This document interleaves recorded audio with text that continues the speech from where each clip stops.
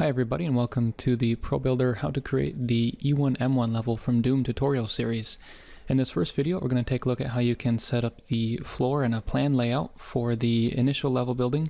So we'll be working pretty simply with just basic geometry and setting up a foundation, literally, for the level.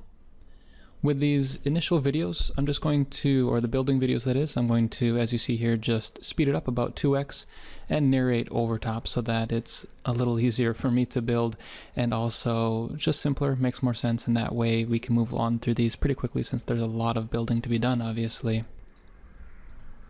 So this also gives you the option of hitting mute on this video and just listening to some music while you watch this, or you can listen in and I'll try and give tips and advice as I'm working through this. You can see exactly my own thought process as I'm building this myself.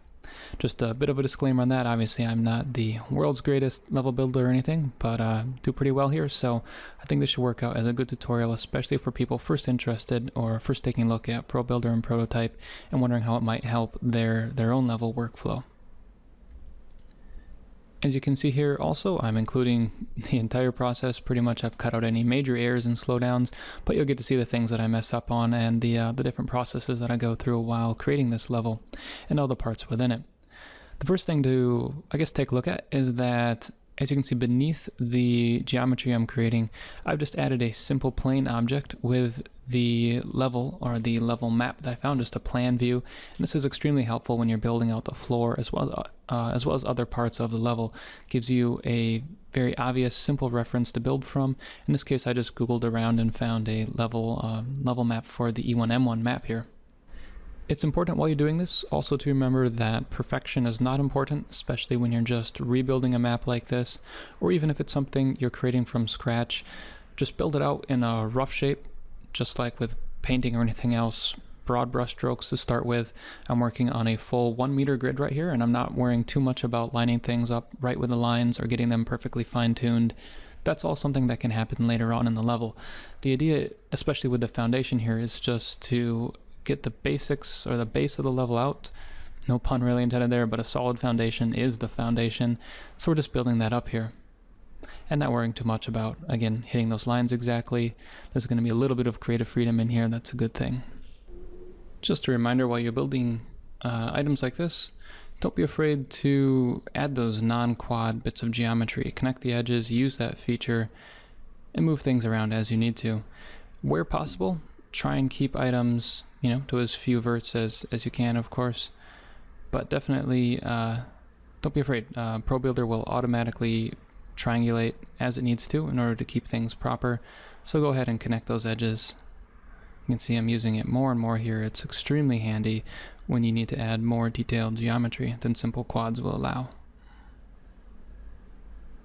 And it's not going to hurt anything at all to add those. Once again, it's all triangulated already.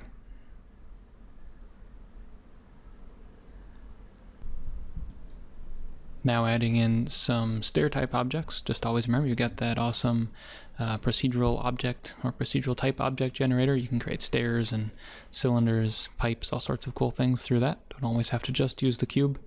Control-Shift-K will bring that up. And then here we'll add in just a very basic version of the carpeted floor area and bring it down just a tad so it fits in.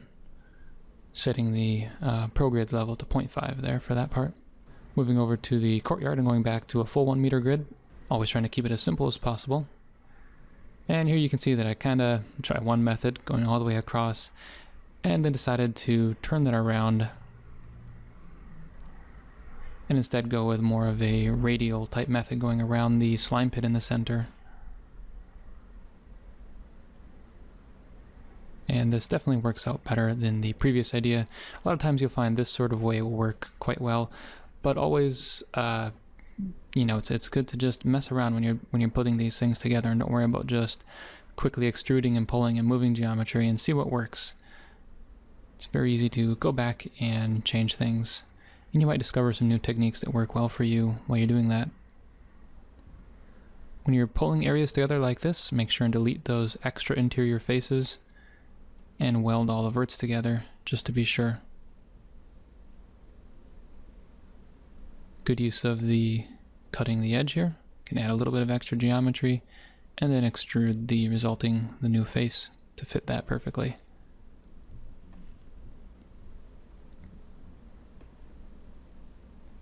A little simpler, easy extrude here to finish up the courtyard there. Then moving over to the, I guess I call it the red room here. Remember, it has all the red lights in it.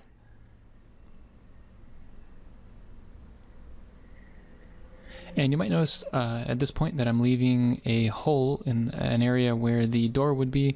I'm leaving that open because I'm going to build in a special prefab for the door frame essentially. So I'm just going to leave that open and not make it part of the actual level geometry here. Something worth mentioning here, along with the same door issue there, is that you've probably noticed already, but as I'm building this up, I'm building it essentially in chunks based on just the level areas and splitting them up by where the doorways are and such. This is not only good for if you're putting the door prefab in or something, but really mainly if you want to make sure that things are going to occlude properly later on. So as you're putting together the occlusion culling, and just of course for sanity, as you're building a level, it's best to build it in sections where you know you can easily break it up later on, or especially where as the player's walking around, they're only going to see certain areas of it. So you can break it up as you're building it and just have that all built in as you put together. Moving on to the semi-stairway areas over here, the little the hallway that goes down from the red room there. I'm just going to build these in pieces, just flats, and then later on I'll go ahead and set up the leveling for them. I'm also being careful to keep those 90-degree angles that they have at the ends, because if you notice in the actual game they have a special texture there just at most of the door entryway locations. And moving on to the slime pit area. Again, this is a new mesh entirely, since this is basically a different room, and I'm going to make sure it can be occluded properly, and I can break it up later on if I want to edit it separately or just see this portion at one time, something like that. Pretty quick and simple to build these. As I'm putting together this sort of thing, I always wonder what was going through the original creator's head as they went in this sort of fairly random style. It's interesting to see. I guess I normally tend to work much more on an exact grid with things. I don't mean what's going through their head in terms of it's crazy, just genuinely interested what the design was there, or if there was one. Here I'm still working on that 4-meter wide pathway, but pretty quickly going to realize this actually needs to be 5 in order to work properly. So yet one more case where it's good to have this still be very simple.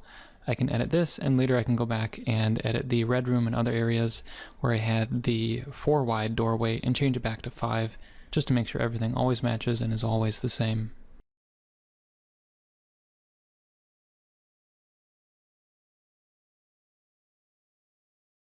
Some difficulties here building due to my lack of memory, trying to build it back exactly the same as I did the other side.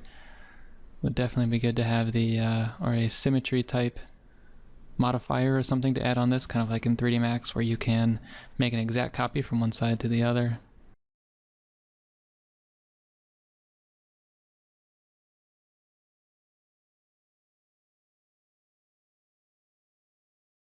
But either way, the whole room gets built out, making sure to leave those holes in the center there for the pillars to be. And of course deleting the extra faces on the inside and welding up all the verts.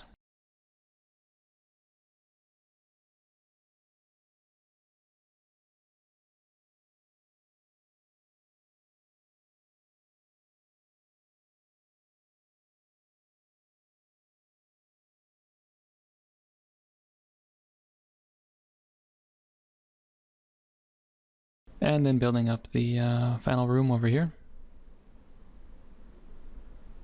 But the simplest one possible there. And we'll move on to adding the tunnel area here. This one gets a bit more complex, since it has stairways going both up and down and some other odd-shaped stairway pieces here. Sorry for the jump in the video, I think I missed a recording portion there. but nothing much happening, just copying cubes around here. Sometimes it's much easier just to copy the cubes than to use Control-K over and over each time to create a fully new cube. This way you know exactly where it is. And again, the same as the hallway after the red room, I'm not worrying about the height placement or the y-axis.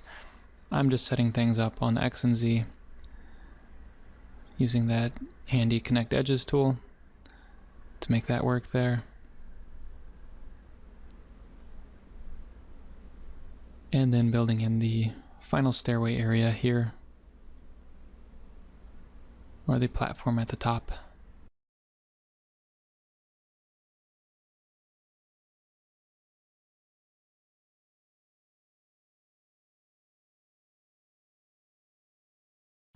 And moving everything back to the 5-wide doorway that I had decided on previously. It's good to keep things consistent. If anything else, even if you are unsure if you've got the perfect sizing or setup, most important is just to keep it consistent. Then everything will just always work together and generally turn out fine in the end.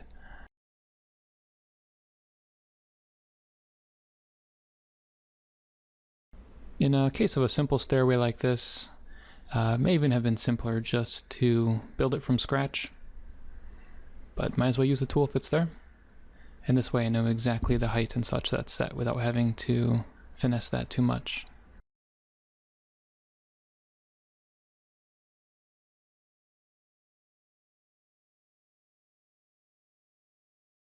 Good old Dropbox there causing some errors.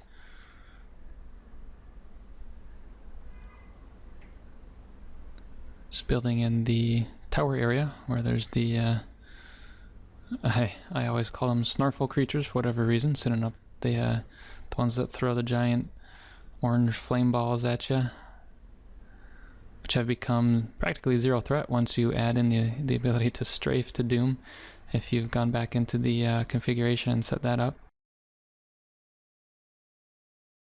Remember playing it originally, just for whatever reason they didn't understand or realize that strafing would be absolutely crucial to FPS games. It's pretty interesting to think of when they first did that, or when they first started. That's something that wasn't a default. Same with the mouse.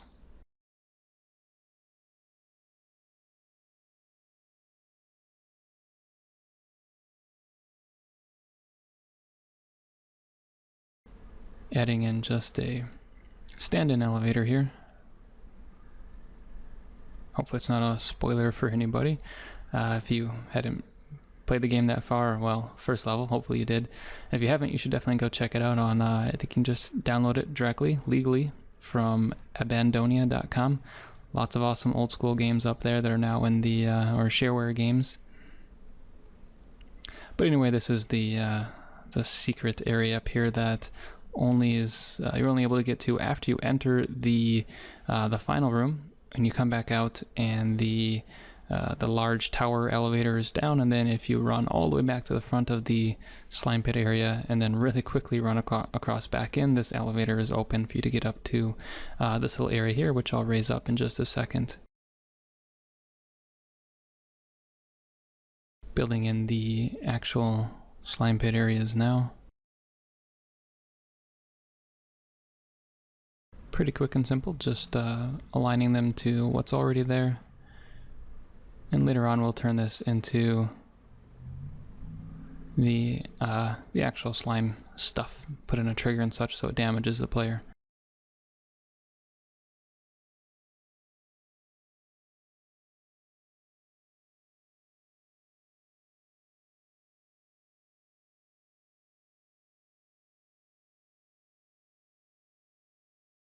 And we'll drop the level of that floor just a bit so it's more obvious that it's a slime pit here.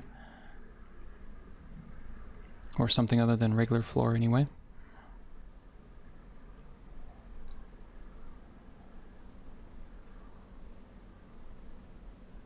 And building up the other side. Probably could have used that extrovert that I already had there. It's one case where, and I'm sure there'll be lots of little items so we can see where I could have been more efficient. And that's actually a perfect case right there that I just cut that edge There's lots of cases you'll run into, or used to run into, where you really need to have a try instead of a quad. Now you can finally just cut an edge and pull the new verts over instead of having to figure out all sorts of complex schemes to build everything in quads. I remember dealing with that in Hammer way back in the day, and it was never fun, and wasn't fun in ProBuilder until recently when we had the new cut edges feature. Hopefully I'm making clear enough that everybody should use that as much as possible. Oh look, another use right here.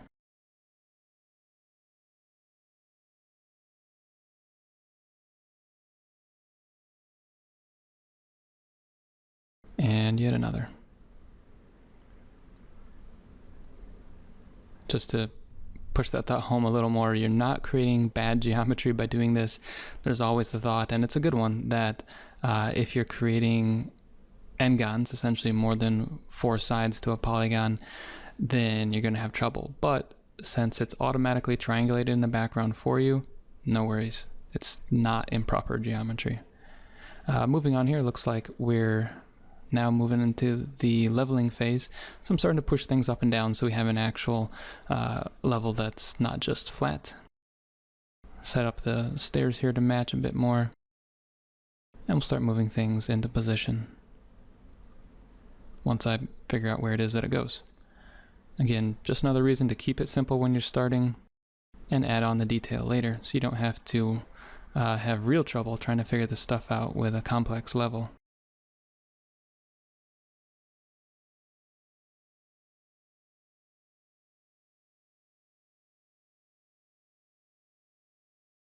These areas over here as well. Another reason for the simplicity is luckily there's only a few pieces I have to actually select and move around here. If this was an entire level full of stuff, that could be a real pain to move around.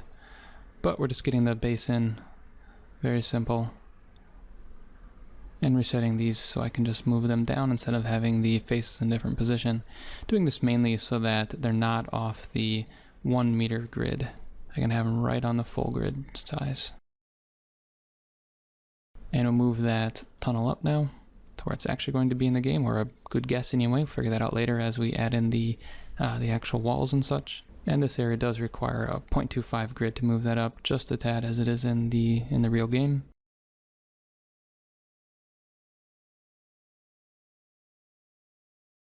And now with everything leveled out, we can move on to optimizing. So we want to delete all the faces that we don't actually need on everything.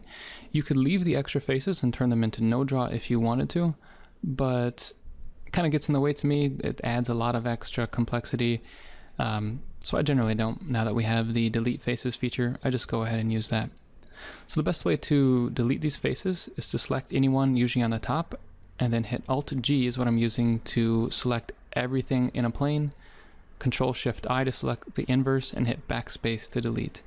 So we might even just add a quick one key shortcut for this, since we use it, or I use it quite often while building levels, just to quickly select the inverse and delete all at once.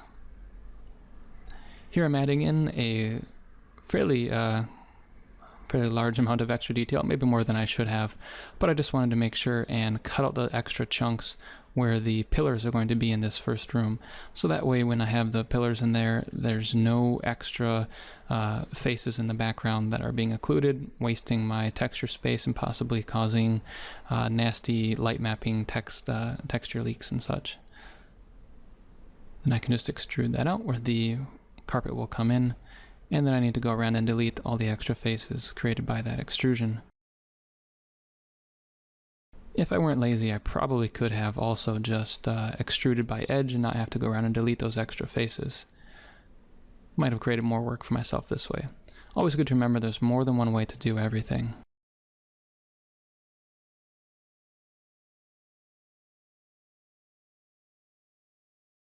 And sometimes that selection can be a little tricky.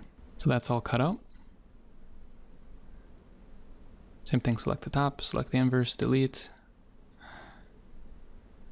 Move the actual carpet up here. And then we need to move this in so it actually fits properly to the new optimized setup. Again, just slowly iterating forward, getting slightly more and more complex with the details as we get the foundation in.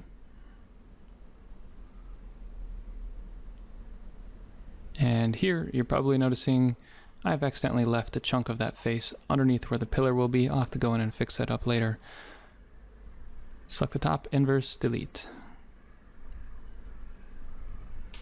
Yeah, we'll definitely add a shortcut for that. Top, inverse, delete. Here we're going to delete everything except the top, and then we'll add on back the front, as you'll see in a minute. So we'll just select the edge and move it as it needs to be. Extruding from edges is a beautiful thing. Make sure you're using that if you can. Same general idea here. Select everything except the top. Then we also want to make sure and keep the sides here, since the slime pit will be underneath that, and delete. Probably seeing why we sped this up, or why I sped this up by 2x. There's quite a bit going on here. A lot of it, yeah, just over and over the same thing. But I'm sure, or hopefully at least, bits and pieces in here that'll help other people while they're building their own levels.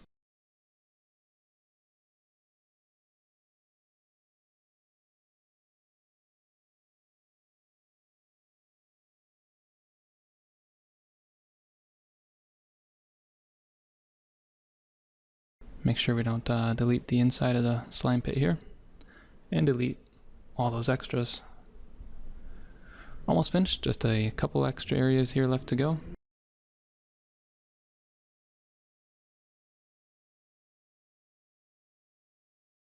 Make sure we keep the edges on that little raised platform area while deleting.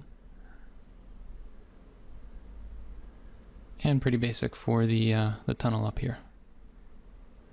Then we'll add in the wall for the elevator to go up. And set up the elevator itself as a full wall set to match.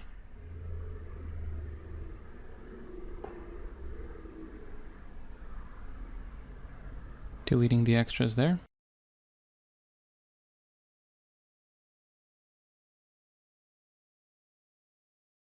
And we won't need any of those bottoms or edges on the slime pit, since we'll just have a trigger on top of that.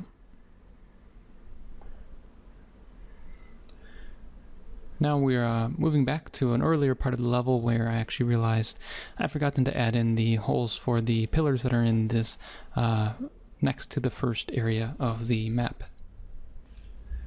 So this is good. Just make sure while you're working that before you move on to any of the next stages, like we were about to move on to the walls here, but instead making sure that we have this all set up and finished so that you aren't adding complexity on before you're really fully finished with that foundation. So in this case, it's still very easy to quickly edit this up. If there were walls and ceilings, etc., those would really get in the way, but I can still just very quickly add on the extra detail here and change it up so we have a hole in the floor for that pillar to be. Since it'll sit right on top of it and never move, there's no reason to have that extra face there. You'll just use up a little bit of extra texture space, and the added polys from this are not a worry, or at least they're much less of a performance hit than using up the space on that texture, the light map texture. All these little bits really add up. Also, of course, for the actual and the build time it takes for the light map.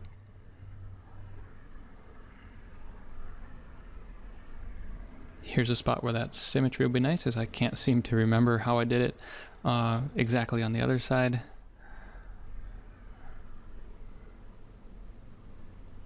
Looks like that was because the second time I tried to do it a better way. And I'm going back, have to add in that extrovert.